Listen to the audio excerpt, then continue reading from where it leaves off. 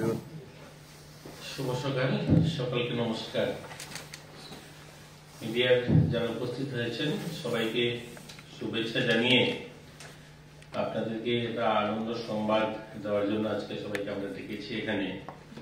আপনারা শুনেছেন ইতিমধ্যে আমাদের রাজ্যে 68 national schools game judo under 17 মেয়েদের অনুষ্ঠান হবে। তো সেই জুডোতে যে অনুষ্ঠানটা হবে সেটা আগামীকালকে অর্থাৎ 12 তারিখ 1টার সময় মাননীয় মুখ্যমন্ত্রীর হাত ধরে সেটার অনুষ্ঠান শুরু হবে। তো সেই অনুষ্ঠানে ইতিমধ্যে আমাদের রাজ্যে যারা এসছেন বা আসবেন, যারা আমাদের কাছে সূচি পাঠিয়েছেন, সেই সংখ্যাটা 27টা রাজ্য এবং 4টা অন্যান্য অর্গানাইজেশন, স্কুল বা স্পোর্টস অর্গানাইজেশন 4টা, টোটাল 31টা গ্রুপে সেখানে খেলাধুলায় অংশগ্রহণ করবে এবং কোচ এবং ম্যানেজার সেই সংখ্যাটাও 71। তো টোটাল যদি আমরা দেখি প্রায় 350 কাছাকাছি প্রতিনিধি আসবে এবং আমাদের সেই টুর্নামেন্ট হবে। এবং আমরা এই ন্যাশনাল গেমসের জুডোতে আপনাদের বলতে খুশি হচ্ছে, জুডো আমাদের রাজ্যে যারা খেলোয়াড়রা আছে তারাও ইতিমধ্যে কিন্তু যতগুলো টুর্নামেন্টে তারা অংশগ্রহণ করেছে কোনো অংশেই পিছিয়ে নেই। আমরাও আশাবাদী এবারে যে আমরা যেহেতু হোস্ট করছি, আমাদের রাজ্যের যারা খেলোয়াড়রা মেয়েরা ভালো রেজাল্ট করবে। এর আগে যে খেলাধুলাগুলো হয়েছে আমি যদি তার সংক্ষিপ্ত বলি আপনাদেরকে, 65 ন্যাশনাল স্কুলস গেম জুডো যেটা হয়েছিল 19-20-এ, তখন আপনারা জানেন কোভিড ছিল, কোভিডের কারণে খুব প্লেয়াররা বেরোতে পারেনি, তারপরেও কিন্তু আমরা একটা ব্রোঞ্জ জিতেছিলাম। কিন্তু যেটা 22-23-এ যে হয়েছিল 66 ন্যাশনাল স্কুলস গেম, সেখানে কিন্তু আমরা ভালো রেজাল্ট করেছি। আমরা একটা গোল্ড এবং 2টা সিলভার, একটা ব্রোঞ্জ মেডেল আমাদের রাজ্যের ছেলেমেয়েরা জিতেছে। 67 ন্যাশনাল স্কুলস গেম যেটা হয়েছিল 2023-24, সেটা তো আমরা কিন্তু একটা গোল্ড, একটা সিলভার এবং 4টা ব্রোঞ্জ মেডেল আমাদের প্লেয়াররা জিতেছে।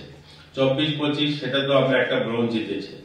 আমরা খেলো ইন্ডিয়া ইউথ গেম যেটা হয়েছে সেটাতে 3rd এডিশনে আমাদের 19-20-এ যেটা হয়েছে সেটাতে একটা সিলভার জিতেছে এবং 5th এডিশন খেলো ইন্ডিয়া 22-23-এ যেটা হয়েছে সেখানে একটা ব্রোঞ্জ জিতেছে।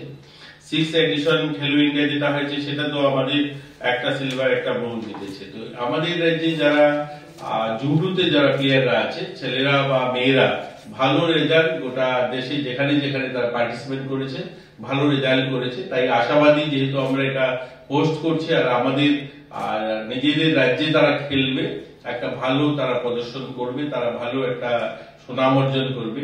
আমরা আশাবাদী যে তারাও ভালো সংখ্যায় তারা মেডেল জিতবে। তো এই ছিল আপনাদের জন্য যে আমরা আপনাদের মাধ্যমে আমরা সহযোগিতা চাই। যেহেতু গোটা দেশ থেকে আসবে, 31টা টিম আসবে, যেখানে 27টা রাজ্যের প্রতিনিধিরা থাকবে, আপনাদের কাছ থেকেও সহযোগিতা চাই যে সকলেই মিলে যেন একটা সুন্দর পরিবেশে আমরা একটা ভালো উপহার দিতে পারি রাজ্যকে। এই জুডো টুর্নামেন্টটা তাদের জন্য আমরা গতকালকে ইন্টারন্যাশনাল স্ট্যান্ডার্ড যে ম্যাট হয়, এটা পুরনো ম্যাট আমরা সরিয়ে নতুন ম্যাট লাগিয়েছি। পরিকাঠামোগত ভাবেও আমরা যারা বাইরের থেকে আসবে এই ন্যাশনাল জুডো খেলতে আন্ডার 17, তারা যেন ফিল করে যে হ্যাঁ, আমরা যেখানে গিয়েছি কোনো অংশেই তারা কোনো ধরনের ত্রুটি রাখেনি। তাদের থাকার ব্যবস্থা, খাওয়ার ব্যবস্থা বা সেখানে সাজসজ্জা বা যে ম্যাট, যে ম্যাটে খেলাধুলা হয় ইন্টারন্যাশনাল স্ট্যান্ডার্ড, সেই ম্যাটও আমরা ব্যবস্থা করেছি। তো আমরা আশাবাদী যে খুব সুন্দর একটা খেলা হবে আর যারা খেলপ্রেমী যারা রয়েছে আমাদের রাজ্যে সকলে মিলে এটাকে উপভোগ করবে।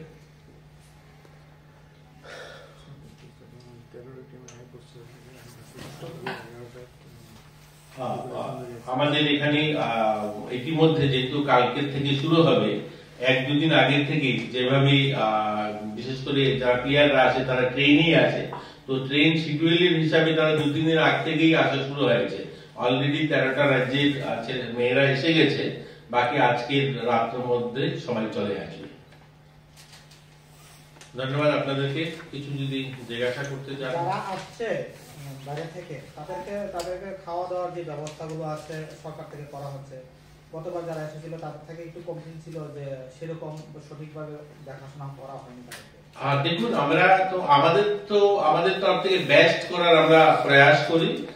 যেহেতু প্লেয়াররা আসে তাদের দেখুন আপনাদের এটা আমাদের বলা উচিত যে আমাদের গভর্নমেন্টের স্টুডেন্ট যেহেতু তারা প্লেয়ার যেহেতু তাদের একটা কিছু বাধ্যবাধকতা আছে। আপনারা জানেন যে বড় সেমিনার যেগুলো হয় আমাদের রাজ্যে, পিছন দিক থেকে যে আমার বন্ধু জিজ্ঞাসা করছিলেন, বড় বিভিন্ন অনুষ্ঠান যখন হয় সেখানে কোনো প্রাইজ দেওয়া থাকে না, কিন্তু আমাদের খেলার ক্ষেত্রে যেহেতু এটা স্কুল গেম, তো স্কুলের প্লেয়াররা যখন খেলতে যায় তাদের এই যে লাঞ্চ ডিনার ব্রেকফাস্ট সেটার একটা টাকা ধার্য করা দেওয়া থাকে যে এত টাকার মধ্যেই হতে হবে। যেমন গভর্নমেন্ট রেট 270 টাকা, তো 270 টাকার মধ্যে তাকে ব্রেকফাস্টও করতে হবে, 270 টাকার মধ্যে তাকে লাঞ্চও করতে হবে, তাকে ডিনারও করতে হবে।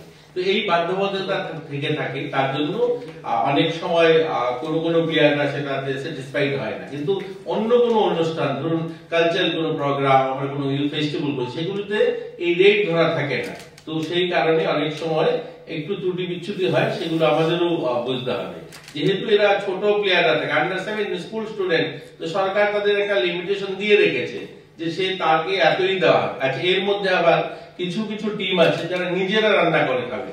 ধরুন পাঞ্জাব থেকে যারা আসে, বিশেষ করে রাজস্থান থেকে যারা আসে, মহারাষ্ট্র, তারা নিজেরা কুক করে খেতে পছন্দ করে। তারা ওই টাকাটা, সরকারি যে টাকাটা দেওয়া, ওই টাকাটা তারা নিয়ে নিজেরা রান্না করে। আমরা তাদেরকে কিচেন প্রোভাইড করে থাকি। আমাদের বাধারঘাটে যে স্পোর্টস স্কুল রয়েছে, এই যে টুর্নামেন্টটা, এই যে আন্ডার 17 যে আমাদের জুডোটা হবে, এই লেভেলটা হচ্ছে স্কুলের ছেলে মেয়েরা আসছে। তাদের জন্য কোচেরা থাকে।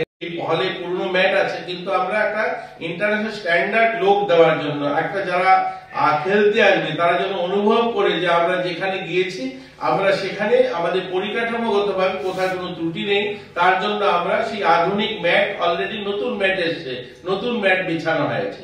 তো আমরা চাই যে আমাদের রাজ্যে খেলাধুলা এগিয়ে যাক, খেলাধুলাতে যারা আছে তারা যেন ঠিক তারা পরিষেবা পায়, যা যা দরকার সেগুলো আমরা লক্ষ্য রাখি এবং সেগুলোকে আরো উন্নত করার প্রয়াস রয়েছে। আর কিছু আমাদের বিরুদ্ধ হয়ে থাকে, কারণ সেখানে তো কোচ যারা আসে, ম্যানেজার যারা আসে, তারা ডিসাইড করে দেয় কোনটা খেলতে ভালো হবে। তো এর জন্য ছোটদের যখনই কোনো টুর্নামেন্ট হয় তখন ঠিক তাদের মতো করে দেখা হয় না, সেটা সরকারি নিয়মের ভিতরে থেকে যার যতটুকু করা যায় সেটা করার ব্যবস্থা। জুডো নিয়ে যারা খেলছে আমরা ত্রিপুরা রাজ্য থেকে, তাদের একটা অভিযোগ যে আগের থেকে তুলনামূলক কোচও কম আছে। দেখা যেতে পারে যে সরকার যেভাবে বলছে সেরকম ভাবে কাজটা করা হচ্ছে। তাদের ভিতরে একটা অভিযোগ থাকে যে সরকার এত সামনে দিনে কি করবে, তাদের নিয়ে কি চিন্তা ভাবনা আছে, যারা জুডো নিয়ে এত খেলাধুলা নিয়ে ব্যস্ত আছে, যে মহিলারা মেয়েরা খেলছে, তাদের একটা ভবিষ্যৎ চিন্তা আছে, যারা সামনের দিনে কি করতে পারবে।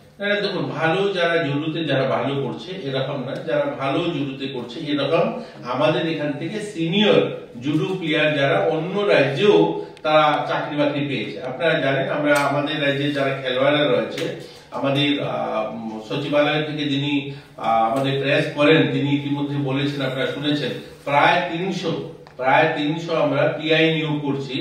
এটা একমাত্র আমরা আমাদের খেলোয়াড় যারা খেলোয়াড় বিভিন্ন স্তরে যারা গোল্ড মেডেল পাচ্ছেন বা ন্যাশনাল ইন্টারন্যাশনাল লেভেলে প্রতিযোগিতা করছেন, যারা বিপিএড করেছেন, এমপিএড করেছেন, তাদেরকে আমরা সুযোগ দেওয়ার জন্য, তারা যেন কর্মসংস্থানের ব্যবস্থা হয়, তার জন্য এই আজকে 300 পিআই প্রায় একসঙ্গে নেওয়ার সিদ্ধান্ত নেওয়া হয়েছে। আমাদের ক্যাবিনেট থেকে সিদ্ধান্ত দেওয়া হয়েছে, ইতিমধ্যে সেগুলো প্রক্রিয়া শুরু হবে। বা ভালো যারা ন্যাশনাল ইন্টারন্যাশনাল লেভেলে যারা মেডেল জিতছেন, তাদেরকেও অন্য রাজ্যেও অনেক সময় ভারত রেলে চাকরি পেয়েছে। আপনারা জানেন, আমাদের জিমনাস্টিয়ান একজন জুডোতে মধ্যপ্রদেশে পেয়েছে আমাদের রাজ্যে। তো অনেকেই, এমন নয় যে কোনো স্কোপ নেই, এটাতে ভালো যারা করছে তাদেরও স্কোপ আছে। হ্যাঁ, জুডো, ক্যারাটে, এই যে ক্যাটাগরিতে খেলাগুলো হয়, এগুলোর মধ্যে অনেকগুলো আলাদা ফেডারেশনও রয়েছে, কিছু আনঅথরাইজ অর্গানাইজেশনও রয়েছে। সেগুলোতে যারা পার্টিসিপেট করছে, খেলছে, তারা হয়তো অনেক সময় সেখানে আমরা যখন স্বীকৃতি দেই সেগুলো তারা পায় না, সেখানে একটু অসুবিধা হয়।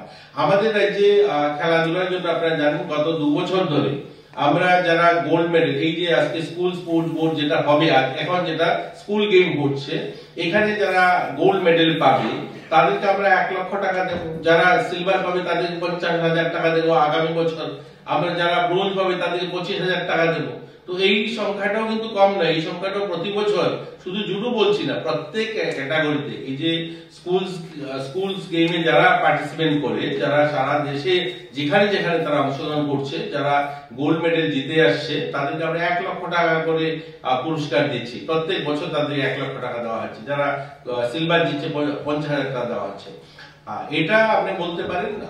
আমি আপনাদের মাধ্যমে আবারও বলতে চাই, আমাদের অভিভাবক যারা আছে তারাও সচেতন হওয়া, যে আনঅথরাইজ কিছু অ্যাসোসিয়েশন বা ফেডারেশন রয়েছে যারা অর্গানাইজ নয়, আমাদের স্পোর্টস কাউন্সিল বা আমাদের স্কুল বোর্ডের আন্ডারে নয়, বাইরের থেকে তারা খেলতে যায় ইন্ডিভিজুয়ালি, সে সমস্ত অর্গানাইজেশন যারা পরিচালনা করেন, ওই সমস্ত ক্ষেত্রে যারা মেডেল অর্জন করে, সেখানে আমরা তাদেরকে সাহায্য করতে পারি না, বা এই এখন যখন পিআই না হবে সেখানে তারা পার্টিসিপেট করতে পারবে না, বা সরকারি যখন সাহায্য দেওয়া হয় সেখানে তারা পার্টিসিপেট করতে পারে না, আমরা তাদেরকে দিতে পারি না। আর ইতিমধ্যে আমরা অলরেডি জুডো কোচের জন্য আপনারা জানেন আমরা কন্ট্রাকচুয়ালও কিছু কোচ নেওয়ার জন্য অ্যাডভার্টাইজমেন্ট হয়েছে, ইন্টারভিউ প্রসেসও অলমোস্ট কমপ্লিট, এই তাদেরকেও আমরা নেওয়া হবে। তো এটা নিরন্তর প্রক্রিয়া, এটা চলতে থাকবে। এবং আমরা খেলাধুলার ইনফ্রাস্ট্রাকচার, আপনি যেটা বলছিলেন পরিকাঠামোগত, আমি আপনার সবার সামনে মিডিয়ার সামনে বলতে পারি, এই 4-5 বছরে পরিকাঠামোগত ভাবে আমাদের রাজ্যে স্পোর্টস এর অনেকখানি পরিবর্তন হয়েছে। শুধুমাত্র আমরা 6খানা সিনথেটিক ফুটবল গ্রাউন্ড করেছি এরকম নয়, আমরা এটা ছাড়াও আজকে যুব আবাস আমাদের মফস্বলে ছিল না, আজকে আমাদের 200 লোক থাকার মতো, যুব থাকার মতো আমরা আমবাসাতে যুব আবাস কমপ্লিট হয়েছে, ইনোগ্রেশন হয়ে গেছে। উদয়পুরে যুব আবাসের কাজ শুরু হবে, আমাদের কৈলাসহরে যুব আবাসের কাজ শুরু হয়েছে। আমাদের এই সিনথেটিক মাঠ ছাড়াও 10খানা ফুটবল মাঠ, ন্যাচারাল ঘাসের মাঠ, ইতিমধ্যে মিনি গ্যালারি সহ কাজ শুরু হয়েছে। অনেকগুলো মাঠ অলমোস্ট কমপ্লিটের পথে, ফটিকরায় মাঠ, টিলাবাজার মাঠ, ডলুগাঁও মাঠ, আমাদের জোলাইবাড়ি মাঠ, এগুলো সব ন্যাচারাল ঘাসের মাঠ। অনেক সময় আমি দেখি মিডিয়ার মাধ্যমে আসে যে আমরা নাকি মাঠ শুধু সিনথেটিক হচ্ছে, সিনথেটিক ছাড়াও ন্যাচারাল ঘাসের মাঠও আমরা 10খানা অলরেডি, যেগুলো কমপ্লিটের পথে, হয়তো 5-6 মাসে কমপ্লিট হয়ে যাবে, সেগুলো করছি আমরা। আমরা একটা